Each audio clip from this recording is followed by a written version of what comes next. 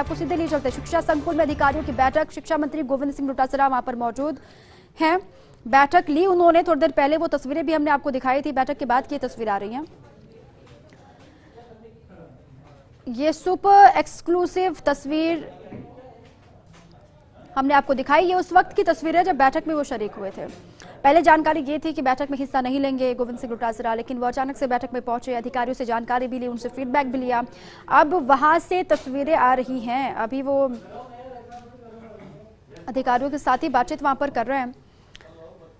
Covid के दौर से बाहर निकलकर किस तरीके से आगे बढ़ना है, इस पर अब फोकस है शिक्षा मंत्री का भी शिक्षा संकुल में। ये तस्वीर है और इसी पर अधिक जानकारियों के साथ मेरे सहयोगी भारत दीक्षित जुड़ चुके हैं। भारत, बैठक तो खत्म हो गई, इसके बाद अभी वहां पर क्या कुछ हो रहा है?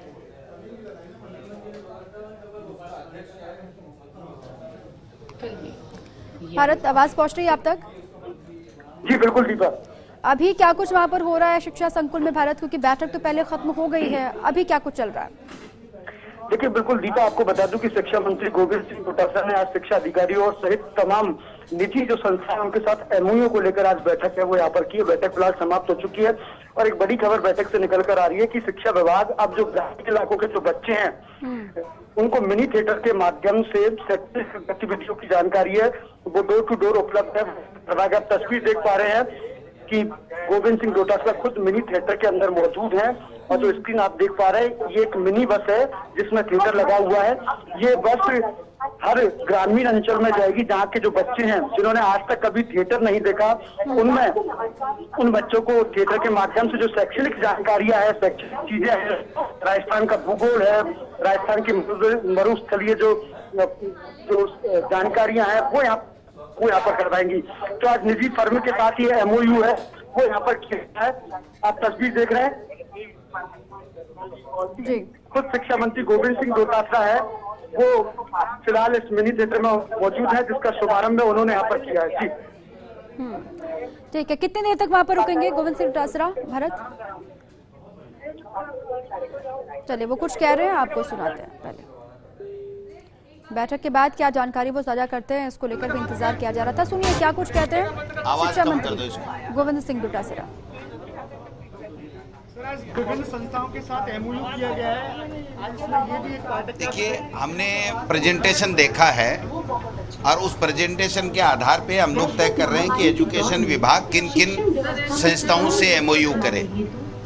उसके तहत ये भी एक संस्था आई है जो इस तरीके से वैन में पिक्चर हॉल की तरह हॉल लगा करके जो हमारे शिक्षा विभाग में कंटेंट्स हैं उन कंटेंट्स को ये लोग पिक्चर के माध्यम में दिखाएंगे, शिक्षा विभाग के नवाचारों को दिखाएंगे, बच्चों को इसके अंदर बैठा करके और छोटे बच्चों के हिसाब से छोटे बच्चों की क्लास लगाएंगे, बड़े बच्चे होंगे तो बड़े बच्चों की क्लास और उसका कंटेंट्स बताएंगे, जिससे वो बच्चे जो एंड्रॉयड फ़ोन नहीं है या इंटरनेट नहीं है, टेलीविज़न नहीं है या स्माइल फ़ोन नहीं है, वो जो संसाधन नहीं है, तो वो बच्चे भी गांव में बैठे बैठे हम लोग उनको ये सिखा सकें।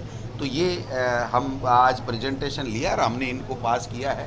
तो 2-4 दिन में एमओयू की प्रक्रिया पूरी हो जाएगी। उसके बाद में ये 2 वैन होंगी जो अलग अलग जिलों में जाएंगी और जिलों में जा कर के बच्चों को सिखाएंगी। और इसमें आगे चल करके सरकार के अन्य विभाग भी इसके साथ एमओयू कर सकते हैं और अपनी अपनी योजनाओं को गाँव में इस तरीके से जा कर के दिखाया जा सकता है। ज़्यादा इम्पैक्ट पड़ेगा स्टूडेंट के ऊपर? बिल्कुल बिल्कुल। देखिए, जिन बच्चों ने अभी तक एंड्रॉयड फ़ोन देखा तक नहीं, जिन बच्चों ने कभी पिक्चर हॉल के दर्शन नहीं किए, जिन बच्चों को टेलीविज़न नसीब नहीं हुआ, उन बच्चों को भी आज हम क्यों नहीं किसी न किसी एनजीओ के माध्यम से, सहयोग से या सरकार के उपलब्ध संसाधनों के माध्यम से उन बच्चों को हम क्यों नहीं नवाचार के माध्यम से उनको सिखाने का काम करें। तो ये हम सब लोग कर रहे हैं। एक दूसरे एमओयू भी हम जो पिरामल से कर रहे हैं जिसमें जो है 4000 टेबलेट्स वो देंगे, कंटेंट्स देंगे। एक दूसरे एनजीओ हैं उनको भी हमने आज सेलेक्ट किया है जो हमारे आईसीटी लैब्स हैं उसको वो ठीक करने का काम करेंगे। जो पुरानी आईसीटी लैब्स हैं उनको वापस ठीक करने का काम करेंगे जिससे बच्चों को ज़्यादा से ज़्यादा लाभ मिले।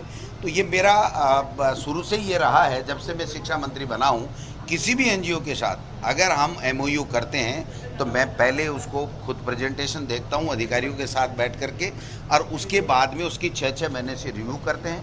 और अगर उसका काम ठीक रहता है तो उसको आगे कंटिन्यू करते हैं, नहीं तो नहीं कंटिन्यू करते हैं।